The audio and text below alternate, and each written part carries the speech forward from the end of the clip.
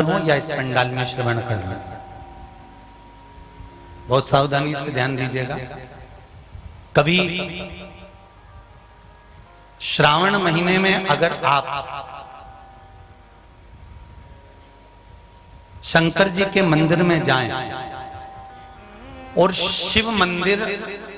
किसी वृक्ष के नीचे हो, बट वृक्ष के नीचे हो, चाहे पीपल के वृक्ष के नीचे हो, चाहे वो आंवले के वृक्ष के नीचे हो, चाहे वो बेलपत्री के वृक्ष के नीचे हो, चाहे वो शमी के वृक्ष के नीचे हो, चाहे जिस वृक्ष कोई भी वृक्ष के नीचे अगर कोई शिवालय है, शंकर जी का कोई मंदिर या शंकर जी का कोई शिवलिंग रखा हुआ है, महाराज, तो एक दुर्वा किसी भी श्रावण महीने में तुम जब भी किसी शिवालय में जाएं, जिस वृक्ष के नीचे शिवलिंग हो, उस शिवलिंग पर ये शिवलिंग रखा हुआ है, ये जलाधारी है, जलाधारी पर जहां शिवलिंग रखा हुआ है वहां कटी भाग है,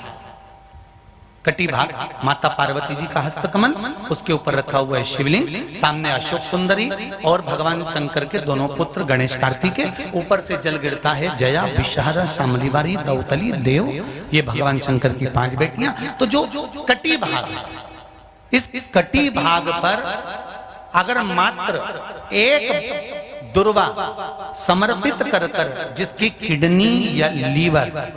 डैमेज हो रहा हो, काम नहीं कर रहा हो, या किडनी लीवर में कोई तकलीफ हो रही हो, या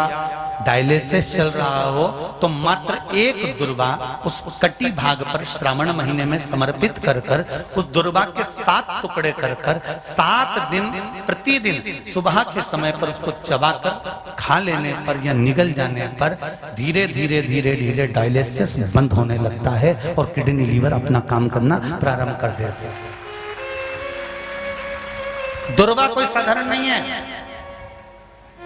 विष्णु पुराण में, पद्म पुराण में, अग्नि पुराण में, नर्मदा पुराण में,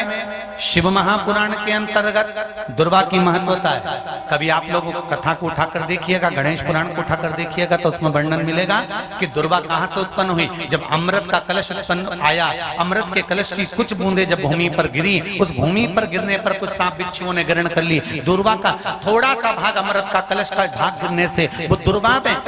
घास के रूप में तब्दील हो गई, बदल गई, और घास के रूप में बदलने पर उस दुर्वा का ऐसा क्रम होता है कि दुर्वा को अगर तोड़कर रख लिया जाए, और तोड़कर रखने के बाद दुर्वा कितनी भी सूख जाए, सूखने के बाद उस दुर्वा को ले जाकर आप वापिस पानी में डाल दो या जमीन में वापिस लगा दीजिए और उसके बाद पानी डाल दीजिए, फिर वापिस वो दुर्वा उत्पन्न होने लगती है। आजकल तो नई नई दुर्वा आने लगी महाराज, कि कहीं से उखाड़ कर लाते हैं, कहीं लाके लगा देते हैं, तो भी दुर्वा उत्पन्न हो जाती है। बड़ी बड़ी सीटियों में कहां दुर्वा उत्पन्न, तो लोग कहीं से बाजार से खरीद के लाते हैं और उसको लाकर लगा देते हैं। दुर्वा का क्रम है,